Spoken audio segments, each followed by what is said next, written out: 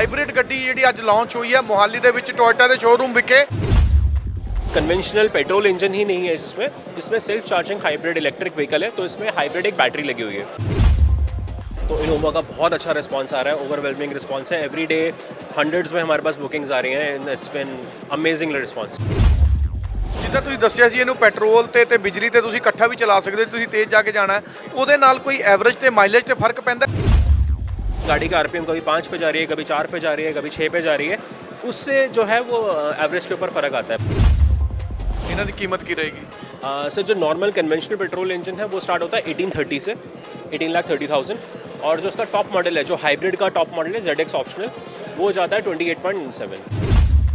तो जैसे ये रेडी ईवी मोड लिखा आ रहा है, इसका मतलब ये गाड़ी जो है वो स्टार्ट हो गई है। ईवी मोड, ईवी का मतलब इलेक्ट्रिक व्हीकल, और ये इसका इन्वर्टर कंट्रोलर है। तो ये दोनों के इंजन, रेड जो है वो है पेट्रोल, ब्लू जो है वो है इसका self charging hybrid electric vehicle का जो मॉडल है। ये सारी पावर सेव हो रही है, इसको आपको बार बार चार्ज करने की ज़रूरत नहीं है। और अगर आपको रिवर्स करना है तो रिवर्स करने के लिए बिल्कुल भी आपको पेट्रोल कन्वेंशनल पेट्रोल इंजन की ज़रूरत नहीं है।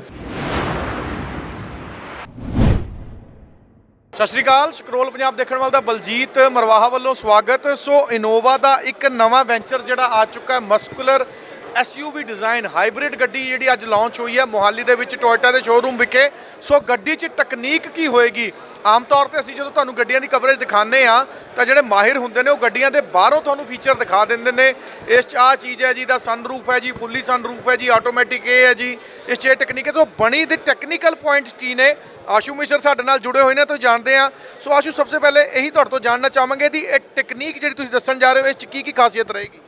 सर जैसे कि अगर हम देख रहे हैं, इसमें हाइब्रिड मॉडल है, तो it is not conventional petrol engine ही नहीं है इसमें self charging hybrid electric vehicle है, तो इसमें हाइब्रिड एक बैटरी लगी हुई है। उसी की वजह से अगर आप इसके माइलेज देखें तो माइलेज है 23.24 की माइलेज है, वो इसी की वजह से जो आई है। ये टेक्नोलॉजी जो है यही, this is the first in class technology. अगर मैं इसके बारे में आपको बताऊँ ये टेक्नोलॉजी क्या है, अगर मैं तो जब गाड़ी का जब इंजन स्टार्ट होता है, जैसे यहाँ पे लिखा आ रहा है ready EV mode, ready on हो गया।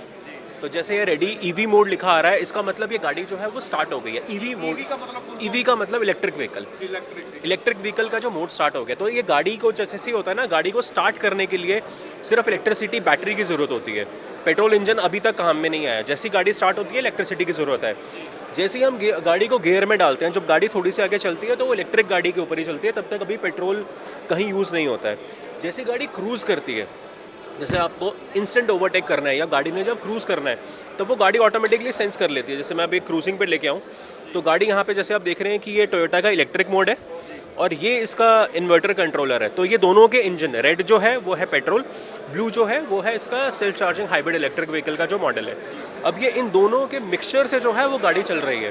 क्रूज़ का मतलब आपको बहुत फास्ट कहीं जाना है, आपको एक्सेलरेशन करना है, ये सब गाड़ी ऑटोमेटिकली सेंस करती है कि इस गाड़ी को कब कितनी पावर की ज़रूरत है। अगर इस गाड़ी को ज़्यादा पावर की ज़रूरत है तो ऑब्वियसली ये इलेक्ट्रिक मोड और पेट्रोल दोनों के कम्बिनेशन में जो है वो आगे चलेगी। बट अगर हम ब्रेकिंग करते हैं, सबसे पहले क्या होता है कि जब ब्रेक करते हैं ना किसी भी गाड़ी को, तो पावर जो है वो लॉस्ट हो जाती है एनवायरनमेंट में। इसमें ये नहीं होता। इसमें जो पावर आपकी लॉस्ट हो रही है, जैसे आप ये देख रहे हैं, ब्रेक करते हुए जो पावर लॉस्ट हो रही है, ये सारी इंजन के अंदर, बैटरी के अंदर जा रही है और ये पावर स्टोर हो रही है, सेव हो गई है सारी। ये सारी पावर सेव हो रही है। इसको आपको बार बार चार्ज करने की ज़रूरत नहीं है। ये गाड़ी जब ब्रेक लगा रही है, सेल्फ जनरेट कर रही है अपनी चार्जिंग खुद, तो इसको बार बार चार्ज करने की ज़रूरत नहीं है। और अगर आपको रिवर्स करना है तो रिवर्स करने के लिए बिल्कुल भी आपको पेट्रोल कन्वेंशनल पेट्रोल इंजन की ज़रूरत नहीं है। ये जो रिवर्स होती है कार, ये आप देख रहे हैं ब्लू कलर के जो इसके डॉट्स आ रहे हैं, तो ये गाड़ी सिर्फ जो है अपने इलेक्ट्रिक मोड से ही जो है वो रिवर्स हो रही है। तो स्टार्ट की इलेक्ट्रिक मोड पे होती है, रिवर्स की इलेक्ट्रिक मोड पे होती है। जो नॉर्मल क्रूज़ करते हैं हम, छोटा सा जो क्रूज़ करते हैं, इंजन स्टार्ट इलेक्ट्रिक मोड पे हो रहा है, ये 60% ऑफ द टाइम अपने बैटरी के ऊपर रन करती है।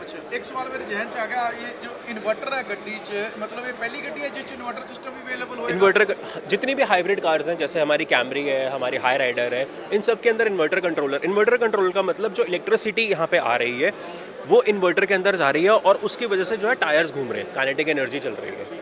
ਅੱਛਾ ਇੱਕ ਚੀਜ਼ ਹੋਰ, ਜਿੱਦਾਂ ਤੁਸੀਂ ਦੱਸਿਆ ਸੀ ਇਹਨੂੰ ਪੈਟਰੋਲ ਤੇ ਬਿਜਲੀ ਤੇ ਤੁਸੀਂ ਇਕੱਠਾ ਵੀ ਚਲਾ ਸਕਦੇ ਹੋ, ਤੁਸੀਂ ਤੇਜ਼ ਜਾ ਕੇ ਜਾਣਾ ਹੈ, ਉਹਦੇ ਨਾਲ ਕੋਈ ਐਵਰੇਜ ਤੇ ਮਾਈਲੇਜ ਤੇ ਫਰਕ ਪੈਂਦਾ, ਕੋਈ ਵੱਧਦੀ ਹੈ घटती है या 19 की रहती है, की फर्क पैंदा है? देखिए अगर हम बहुत ज़्यादा तेज़ चलाएंगे गाड़ी को, बहुत ज़्यादा क्रूज, बहुत ज़्यादा की 100 प्लस या उस तो ज़्यादा? नहीं, गाड़ी की माइलेज कभी भी स्पीड से मैटर नहीं करती है, गाड़ी की माइलेज मैटर करती है आपका आरपीएम कितने कॉन्स्टेंटली ऊपर अप डाउन जा रहा है। अगर आप कॉन्स्टेंटली अपने आरपीएम को 2000 पे रखेंगे या फिर 1800 पे रखेंगे, चाहे गाड़ी की स्पीड 120 हो, आपकी गाड़ी ऑप्टिमम लेवल पे चल रही है। बट हाँ, अगर बार बार ऐसे हो रहा है, हम ब्रेक कर रहे हैं, गाड़ी के एकदम हम एक्सीलरेट कर रहे हैं, गाड़ी का आरपीएम कभी 5 पे जा रही है, कभी 4 पे जा रही है, कभी 6 पे जा रही है, उससे जो है वो एवरेज के ऊपर फ़र्क आता है। बट अगर हम कांस्टेंट आरपीएम रखेंगे तो एवरेज के ऊपर कोई फ़र्क नहीं आता है। अच्छा, तो ਇਹਦਾ ਰਿਸਪੌਂਸ ਹਾਲੇ ਕਿਦਾਂ ਦਾ ਇਹਦੀ ਬੁਕਿੰਗ ਦਾ? सर बहुत अच्छा है, जैसे कि आपको पता है कि इनोवा तो हमारे यहाँ पे डेकेड से भी ज़्यादा से है, तो इनोवा का बहुत अच्छा रिस्पांस आ रहा है, ओवरवेलमिंग रिस्पांस है, एवरी डे हंड्रेड्स में हमारे पास बुकिंग्स आ रही हैं, it's been amazing response. Delivery शुरू हो चुकी है?